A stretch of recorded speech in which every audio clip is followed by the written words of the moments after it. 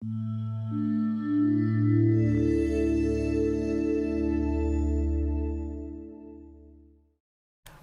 divas and dudes, to our nutrition class for Thrive Well. My name is Brenda Morgan, and I am a health coach nutritionist. I'm also a personal trainer, and I teach NIA classes for the divas and dudes.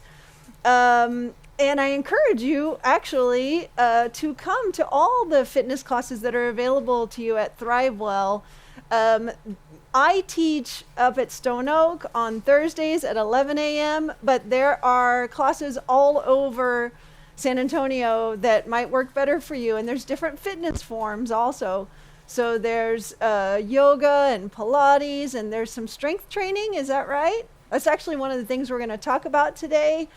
So take advantage of those classes as you're looking at these nutrition classes. There's also art classes, which is really important for your health too, right? To center yourself, to have community, right? And I've got people that are here with me right now. I'm so grateful that you drove out to witness this frittata making class. So the theme of today is you have the power. You have the power to choose what you put in your frittata, in your recipe, but also what you put in your mouth every day. How you feed yourself is how you're going to feel, right? It dictates how you feel.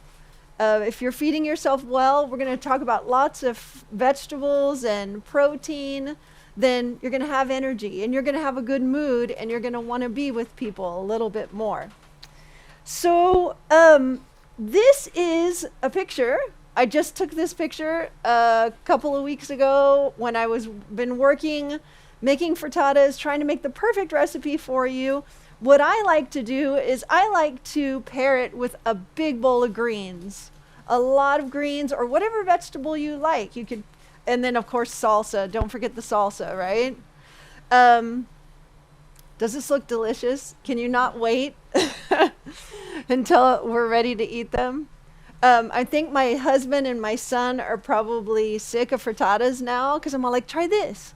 I gotta get the temperature just right. I gotta get the consistency just right. So hopefully you'll be successful on yours just the same. Also, if we have time, we're also going to talk about some cool new gadgets I have for meal prep. I know that some of you were requesting ideas for meal prep. This frittata recipe is perfect for that. But I also have some really cool gadgets that we can play with too. So the reason that I chose frittatas is because as we get older, as we're aging, then a normal thing that happens when you're aging is your muscle starts to break down, right? And so we need to make sure that we're feeding with enough protein so that our bodies can replenish that muscle. And also, also what I was talking about, doing the strength and resistance training, keeping that resistance training going also. Actually, we should bring some weights. We'll do some right here while we're cooking. But that's really important for your bone health also. So the muscles and the bones. So getting that protein in. These are full, the frittatas that we're going to do today, they're full of fiber with the protein and the fiber together. And then, of course, you get extra when you put them on a bed of greens. Oh, and I was also just reading, I like to study this stuff a lot. And I was just also reading a new research study that just came out, 2021. It's in the journal Cell Reports, which is a really well-respected journal. And they just some new information that's coming out that is about protein and how having it earlier in the day is actually more effective for building the muscle. So the earlier you have your protein in the morning, you're either maintaining muscle or you're building muscle. So yeah, and I see you all writing that down. If you want more information on that,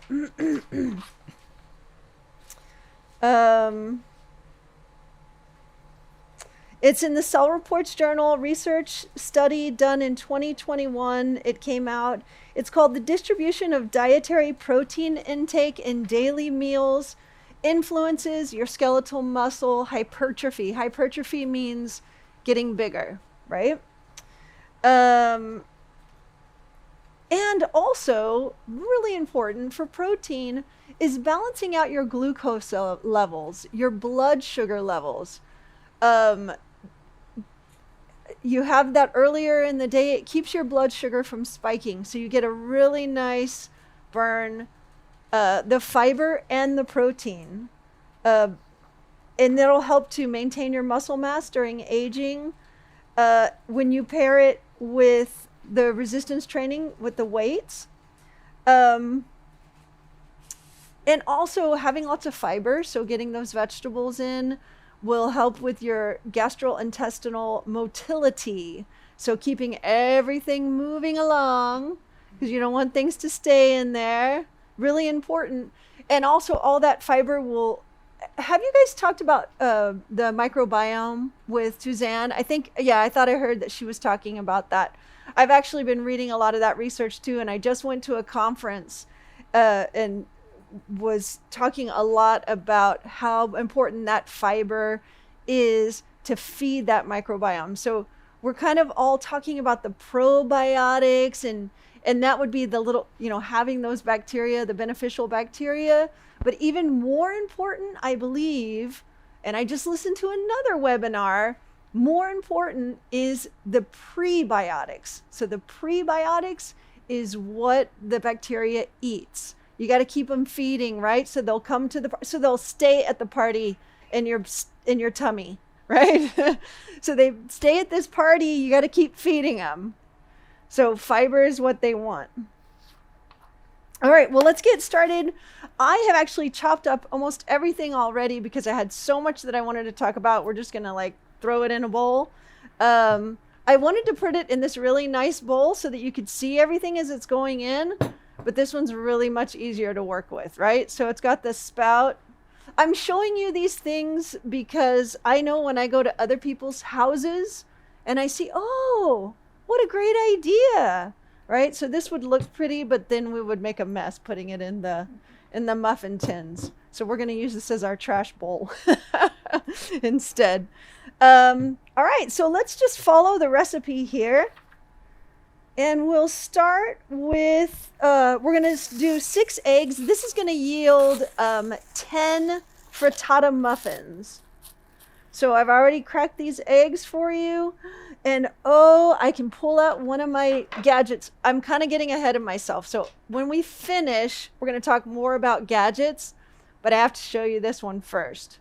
Because it seems like, yes, it's a spatula, right? And I wrote it on, I put it on your worksheets there. It is the XO, is it called a jar spatula? A jar spatula. This is my new favorite thing.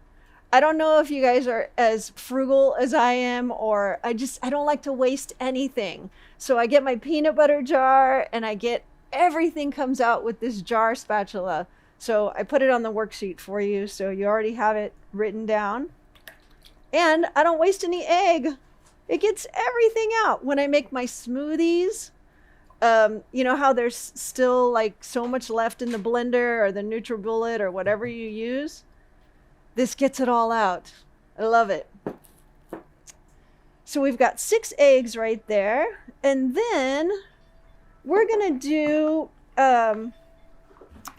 do ground turkey. I already pre-cooked this. But if you don't want to do the ground turkey, you can also get at Costco or anywhere. If they already have sliced up turkey, you can just chop it up really fine. I'm trying to figure out ways for those people who don't like to cook as much. What's the easy thing to do? Go get the turkey and chop it up really fine. Or if you like to cook a little bit more, then you can use that ground turkey. I actually put some onions and garlic in here already. You can, if you were where I am, you could smell it right now. Can you smell it at home? You can imagine the smell, right?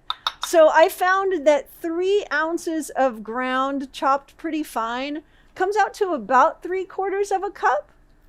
So I'm going to put in 3/4 of a cup there. Brenda, what kind of turkey is that This is actually a Jenny O. It's just a ground turkey. So I got a question of what kind of turkey is this? This is just a Jenny O, or Honeysuckle, I think is one of the other brands. And they have it like in the 99% lean, and then they have like a 93% lean. Basically, it's what you prefer. My house likes the 93, so we go with that. Fat is not bad. We need fat, we need carbohydrates, we need protein, right? We're gonna get extra protein today. All right, so what's next on the list? We've got some tomato. And one of the things I was going to talk about when it comes to meal prep is the containers. I am just showing these Snapware containers are super useful. You can get a whole set of them at Costco, or even on Amazon. You can get the whole thing. But I have found, honestly, that they tend to keep my food fresher for longer. So putting them in glass and then having the Snapware, you hear that? Yeah, that helps. It keeps your food fresher for longer. So that at the beginning of the week, or whenever you go grocery shopping, when you get home, you can chop up everything and have it all ready in here.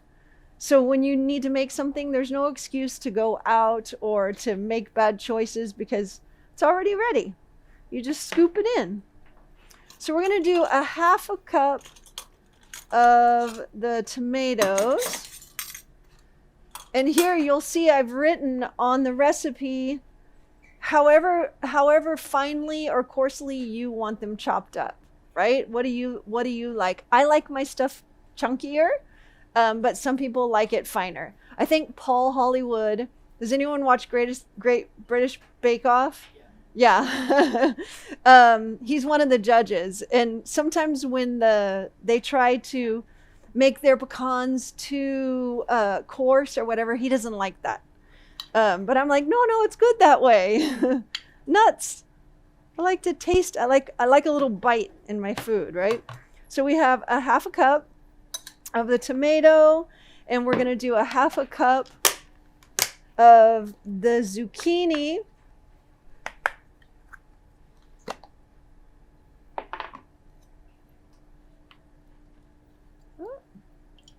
Maybe don't do it over the bowl.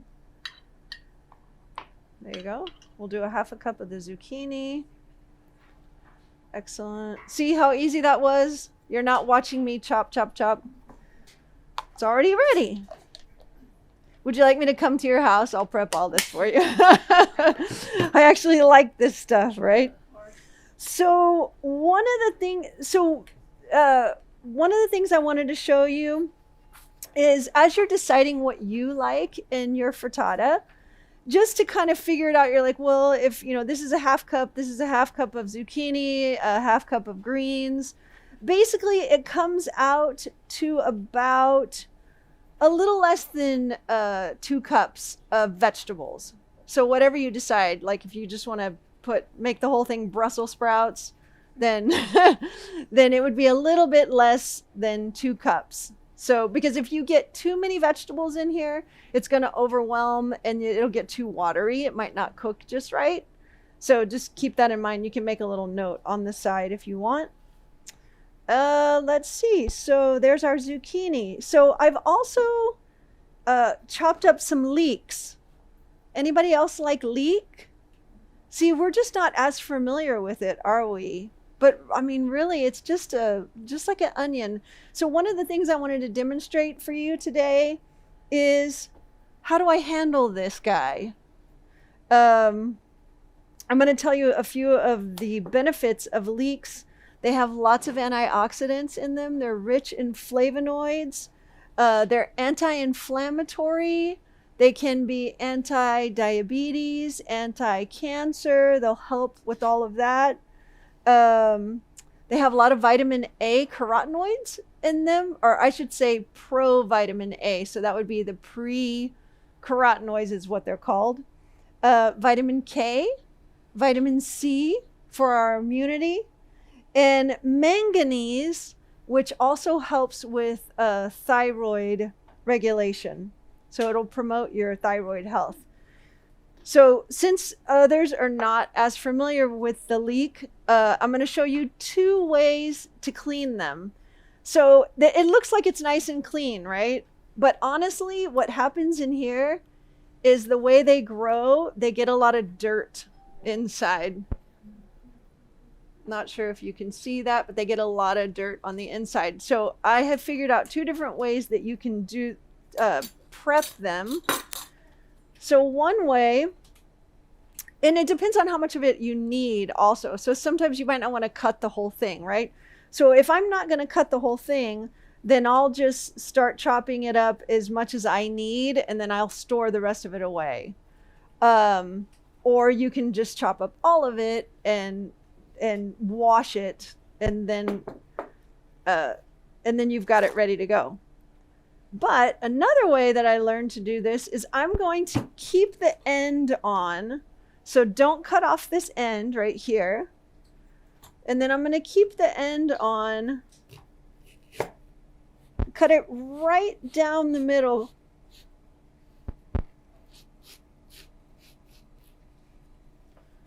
And then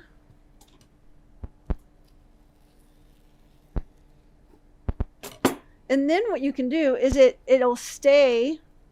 So when I'm trying to clean it, I can clean it by just kind of getting into it like this.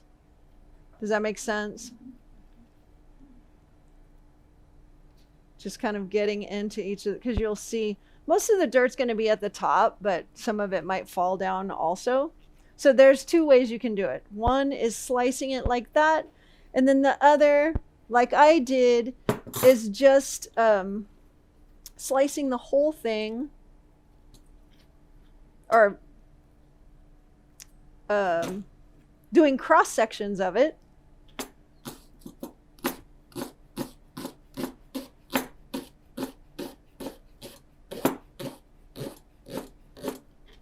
And then what I would do with this is I would just put this all in a colander of some sort and really like get in there and really get that sand out of it. But you're lucky because I already prepped all this. So on the leek, we're going to do 1/4 cup of leek. And if you don't have a leek, then onion. Onion works just the same. You could use green onions if you want to use green onions too. You're still getting a lot of those same benefits nutritionally.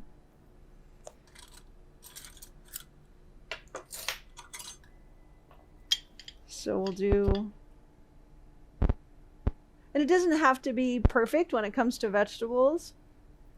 You might not want to overwhelm with too much water coming from the vegetables, but you should be okay if you keep it less than 2 cups. Feta cheese. Who likes feta cheese? Everybody in my house is like, it needs more cheese. So I was like, okay, more cheese. Now, the one thing I'll tell you about the feta cheese is very salty. A lot of you probably already have experience with that. So the first couple of times I made this recipe, I didn't put any salt in it at all, just to see what it was going to be like. So I started with just a 1/2 cup of feta cheese. And then when the boys said it wasn't salty enough, then we added about, I'm just adding in the recipe, I put in a 1/2 teaspoon of salt. But of course, for your blood pressure, your hypertension, you might want to pay attention to that. And you don't have to add in the cheese at all. That's also an option. The one thing I will say too is that depending on how you buy your feta, this one was already crumbled, but it had some really big chunks in it. I actually went through with a knife and chopped it up finer. I tried to do it the chunky way because I thought, oh, how nice, you'll get like a bite of cheese. But they were like, no, that didn't work. So I went through with a knife and like cut up all those really chunky pieces right there. So we're going to do a whole half cup of feta.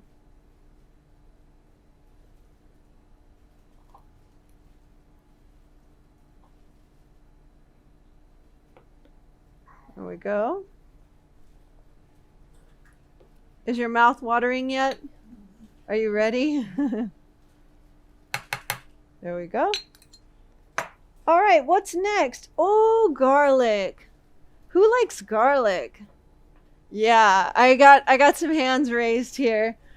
So whenever a recipe says 2 cloves of garlic or 1, I was like, I look at it and I'm like, that says 5, right? That's a lot. Now these garlic cloves are really big, so each of these cloves is probably like 1.5. Probably they're pretty big. So I'm just gonna do 2 cloves of garlic. I think on the recipe we put 2 to 3 cloves. So these 2 are big enough that they kind of count as 3 or more. And actually, I don't know if you can see this. So on the garlic, do you guys know how to smash your garlic? Yep. I'll just show for the people at home that are maybe learning how to cook. Let me just show you on the garlic to make it easier for you. So I pulled a lot of the papery part off, and then I'm going to use a wide blade here and press down on it. Make sure that the sharp part is down. Don't cut yourself. And yeah, be very, very careful. Maybe using the heel of your hand, pressing down on it. And when you press down on it like that, it makes the hard papery part of the garlic separate. It'll split. And then you can just peel it like that. So easy. One of the things I wanted to talk about also is the importance of having a really sharp knife. Sometimes we forget. We've been working with our knife, and my husband says, he's like, would you like me to sharpen that for you? I'm like, it's fine. And then he goes and he sharpens it, and I'm like, oh my gosh, it's so much better, right? So when you're meal prepping, to make sure your knife is sharp is going to make everything easier for you. So don't forget, go home, actually write yourself a note right now, go home, sharpen all your knives. Or sometimes you pick up that knife that you never really use and it's like so sharp. You know, like the one that you use all the time is really dull. So on the ends of the garlic here, I'm going to cut off. So after I get the paper part off,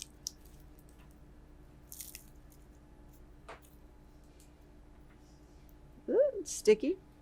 I'm going to cut off that little end right there. I don't think anybody wants that in their bite. That one little bite. And then make sure you use your claw fingers when you're chopping, so no fingers get taken.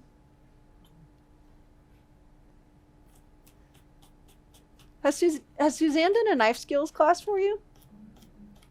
It bears repeating, right? I've taken many knife skills classes over the years, and it's like, oh yes, remind me to stop doing that the wrong way.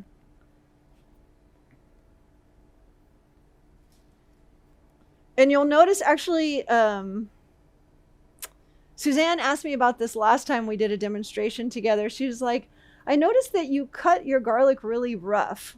Again, I guess that's just my preference, right? I get to choose. This is how I like it. I feel like I get a little bit more flavor that way.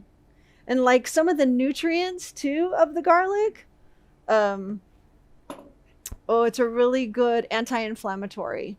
It's garlic is a really good antimicrobial, antiviral. Garlic is good. Anti-Dracula. All right, what do we have next? Herbs. Oh my gosh. So the ones I'm going to serve you today have chives in them, But I know that Suzanne has done classes on herbs also.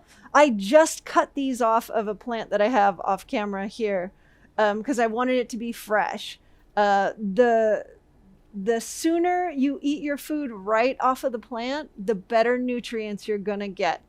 Now that doesn't mean don't eat. I mean, if you get something that's frozen or in a can, still eat your vegetables, right? But if you have the ability to have an herb garden or some spinach in your backyard, oh, it's time to plant spinach. Anybody put seeds down? Anyone else a gardener? Yeah. It's time to do that. But one of the tricks I like to do is sometimes, depending on the sharpness of your knife or your cutting surface, when you're cutting herbs, they can get bruised and maybe not as cut as much, more bruised than cut. So there's two ways I want to show you on these herbs. So I'm just going to take off a few. Let's do it like this. Okay. So one of the ways to do it is kind of roll it like a cigar, and that'll get you a better cut, and you can get some really nice strips that way. And also when you cut with the knife, kind of getting a little bit of a sawing action, that also dulls your knife a bit, but it works better for herbs.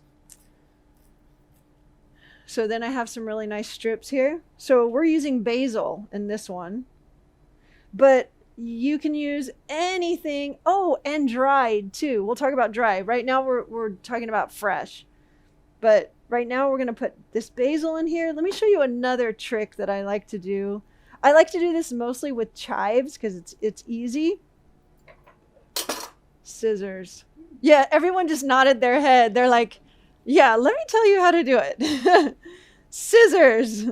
So much easier, less cutting of the fingers also. And then it just goes straight into the bowl. Look at that. And then on the herbs, for fresh, we're doing about 1 to 2 tablespoons, whatever you prefer. If you are going to do dried herbs, does anyone know what the conversion is? Anyone? 1/3. That's right. So if the recipe calls for 1 tablespoon of fresh herbs, then you're going to use 1/3 of a tablespoon of dried herbs. Did you write that down? Did you get that?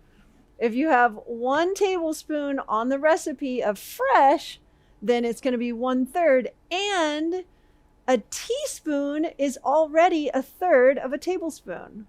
Did you know that? Yeah. For you at home, if you didn't know that, you've been educated, right? Or reminded. Sometimes I have to look it up. I'm like, I've been cooking for decades and I still go, wait, what's the conversion again? I know this. All right. So I am going to add a 1/2 teaspoon of salt.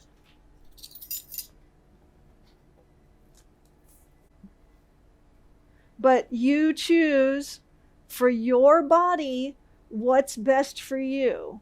So if your body is like, you know what, I don't need more salt, then you don't put it in. And maybe you don't need it. Maybe you don't need it. But I need lots of pepper. Anybody else like pepper? Yeah, okay. I've got about 50-50, so I will try to hold myself back here. On the pepper part, just as much as you like, right? And fresh ground makes a huge difference. I can hardly even taste the kind that's already pre-ground. I'm like, I can't taste it. So fresh ground if you can get it. And that's it. Yay, I've been talking a lot, so it seems like this took a while.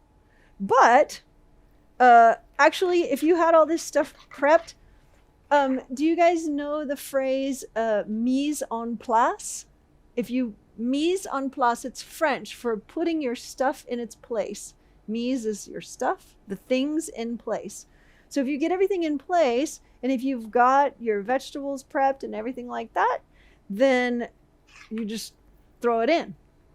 And once you get these frittatas made, you'll have, this recipe makes about 10. You'll have what you need for breakfast, running out the door. Just grab it, run out the door. When I first came across this recipe, I was like, I am really picky about my eggs. They have to be fresh. They have to be, because overcooked eggs, I don't want it anymore, right? So I was kind of like, I don't know. I don't want to reheat my eggs. But this recipe reheats really, really well. You do like 30 to maybe 30 seconds in the microwave, and it's still soft, it's tender, it's not tough, it's not chewy. So give it a try for sure.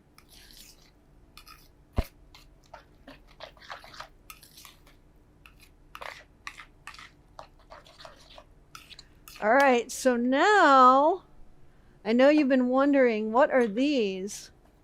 What is this? Look at that. These are exactly. Thank you. She knows. They're silicone cupcake liners, muffin liners, whatever you want to call them. So this is a non-stick pan, or it was at one point. This is a non-stick pan, and I started making these, and I was scrubbing and scrubbing and scrubbing. And my 18-year-old daughter, she was working on it, and I thought she was just being 18, right? She was like, "This is so hard to get out," and I was like, "Eh," but no, they weren't coming out very well. So I thought, what can I do? Like, how I can't keep that. The whole point of meal prep is to make it easier, right? I don't want to be cleaning more. So I looked at the paper liners, and I think someone had a question. Yeah. What was your question? Wondering if paper liners work just as well, or yeah. you wash those things, don't you? So these still have to be washed, right? So I had a question from a diva that will the paper liners work? I'm not sure that the paper liners would work really well to remove from the egg. So I just happen to have some foil liners because Elaine was saying, well, you still have to wash these, right? So you do still have to wash them, but they wash really, really easily. I did have some foil ones. They came off just perfectly. So if you want something that's more disposable, then you can try the foil liners. But I just thought this was a cool gadget to demonstrate. Like, I don't know, we're always interested in new cool things. And they work really well for muffins also. So you can get them for your frittatas, but then you can make muffins, you can make cupcakes. Did you have a question? Are they safe to use for people who have cancer? That is a really good question. I was actually thinking about that when I purchased them, because, when I'm looking at like Teflon and I'm looking at plastics and things like that, that's why I recommend get the glass containers. And I always tell people, do not microwave in plastic, right? You want to make sure you're not getting any of those carcinogens or anything like that. So that's why I like to use liners and the nonstick and things like that. But silicone as I know it, and to be perfectly honest with you, I'd have to look it up.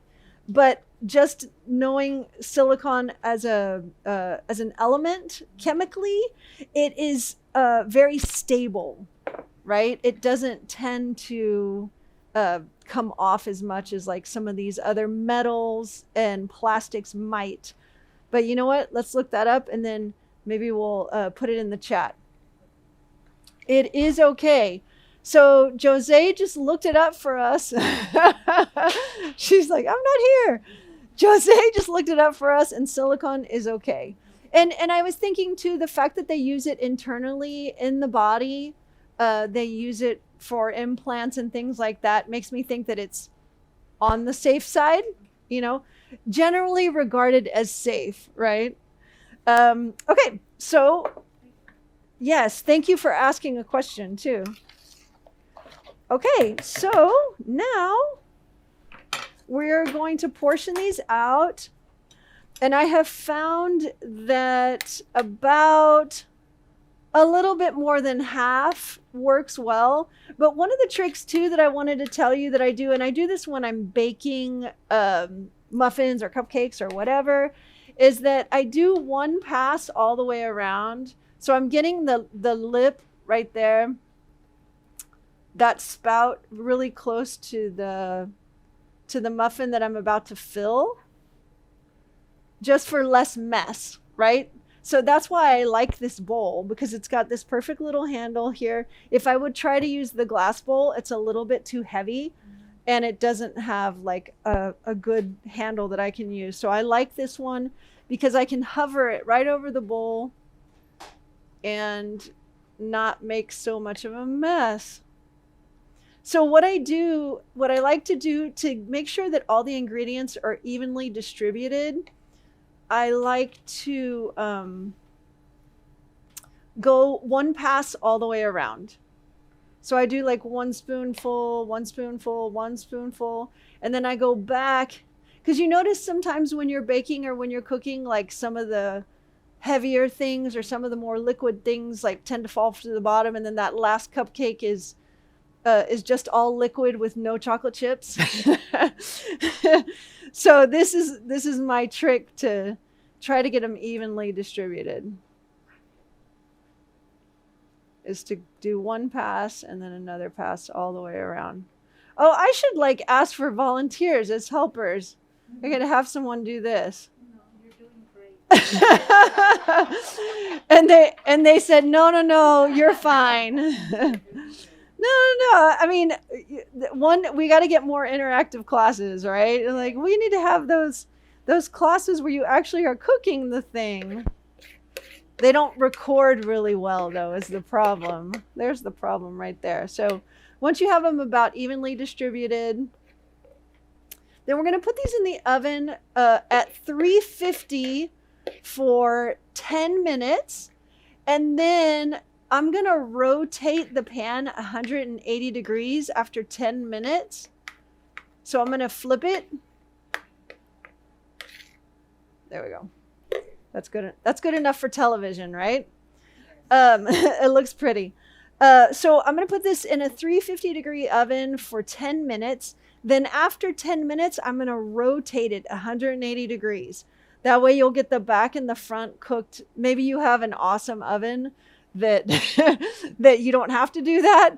But in baking in general, it's just my practice. I just do it all the time. And I think I have a really nice oven, but it's still, you're going to get more heat at the back than you get at the front. So do that rotation after about 10 minutes, and then you'll do it about 10 minutes more. Look in the middle and make sure that it's set before you take them out. Okay. But then you also don't want to overcook them because you're also going to have to reheat them. But if you want to eat one right then and there, make sure it's nice and set. And then we're going to have someone come and put those in the oven for us so that we can try them later. On our plate, I already made this mix for you, but you can make a mix however you want. So if you see what I've done in this photograph here, that is Brussels sprouts and black beans and zucchini, probably, because that's what I like. This is some cabbage and some mushrooms and some zucchini. And honestly, I just keep like a bowl of this already mixed up. It's already kind of cooked a little bit. I don't like cook it all the way, but I cook it a little bit. So then I'll warm this up in the microwave, and then I'll put my 2 frittata muffins with it and lots of salsa. Anyone else? Salsa? Yes, salsa. Only if you like it. You get to choose, right? So this will go with our frittata. So we have the protein, and we've got lots of fiber and phytochemicals, right? Oh, you know what I forgot? I forgot the super greens. You guys are looking at the recipe. No one corrected me. So I really like from HEB, they have super greens. And if you go to Costco, they have a bag called Power Greens. The super greens, it doesn't say. How funny. Well, I just happen to know. Oh, here it is. This is spinach and misuna and chard and baby kale. So you're kind of getting everything all in one. So I like to chop these up. This was supposed to go in the frittata, but we've already put them in the cup. So, haha. Oh well, that's okay. You can do however you want. I chopped this up nice and fine before I put it in the muffin. All right. Before I move on to the gadgets, does anyone have any questions? I do. You know how we advertise Pam so that it doesn't stick to the. Uh-huh. That should be a no-no. So she's asking about Pam to make it not stick to the pan. And I will tell you, because I did this so many times, I will tell you that I tried more, right? At first, you don't want to get too much of the fat and the spray in there. So I tried, I thought the second time I did it, I'm like, well, what if I just put in more oil? Maybe I could try some butter. Maybe I could try coconut oil, some avocado oil. Coconut oil and avocado oil tend to cook better, like they retain their nutrient value. So I try to use those, and it's still stuck. Now, maybe I just need new pans. I'll say that. But yeah, that's why I went and I tried the foil liners. The foil liners work really well, and the silicone liners work well too. So yeah, you can try it. I mean, but I soaked it even afterwards in soap water, and it was still kind of difficult to clean. Any other questions? Okay, so I got to show you this. I'm very excited. I had so much I wanted to bring to you because I don't get to see you very often. So Suzanne had to pull me back a lot because we would be here for at least 3 to 4 hours because I'm like, oh, and I can tell them this and I can tell them this. Oh. So if you like me, tell them and I can come back if you want. But I got to show you this because my family loves this. This is a rapid egg cooker. Does anyone familiar with these? Uh-huh. I've got 1 person out of 10 that's familiar. Yay, I am changing your life right now. This is awesome. They only cost on Amazon $15. And basically you put your eggs. Oh, I didn't leave an egg out.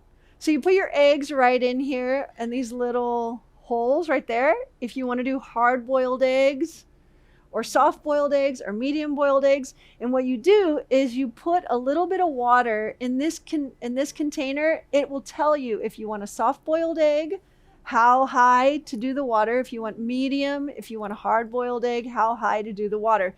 You pour the water in, you have your eggs, you plug it in, and you know what? I haven't timed it. I'm sure it takes like 7 minutes or less. I mean, it's so easy. It's wonderful. And it's consistent, right?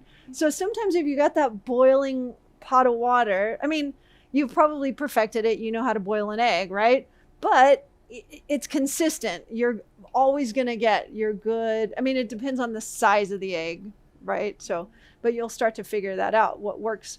And then this comes with, so you can like use this, I know this is like a bowl, but you can put this in here.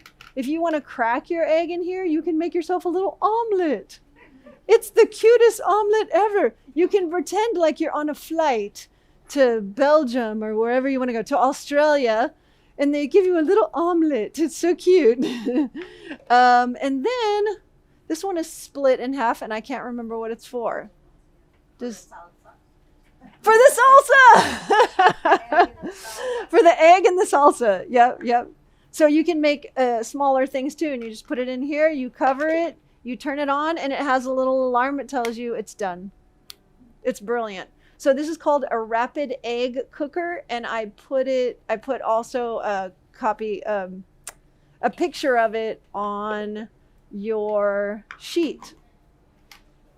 What are the other cool things I wanted to show you? We're going to use these. Everybody has tongs, right? But mine are purple. I like purple. We're going to use these when we serve the muffins. And actually, we should be warming up. So I already pre-made some muffins through the magic of television. We're going to have uh, pre-made muffins. And then we'll let everybody take bites and tastes of that. And you can actually add in some vegetables too if you want. Let's see if there's anything else. Does anyone have any questions? Any questions about something you wouldn't want to put in a frittata? anything that you wouldn't want to put in a frittata? Huh. I don't know what that would be, because I think you could just about put anything. Yeah, I actually, because it's fall, right? So I actually just made some delicata. That's another thing I wanted to show you. The squashes. I was thinking, oh my gosh, we could like go do a whole thing on squashes because they're so pretty in the grocery store. You've got the delicata, you got the acorn, you got the butternut, and people are probably like, I don't know what to do with this, right? And so I was making the delicata squash. It's super, super easy. But to answer your question, I would put squash in these too. I mean, like if you like, well, we put zucchini in, right? You could put yellow squash. Can anyone think of something that you wouldn't want to put? Well, I have a question. Would you put mushrooms? Because, mushrooms, when you cook them, a lot of water comes out. I actually normally put, the question was, can you put mushrooms in?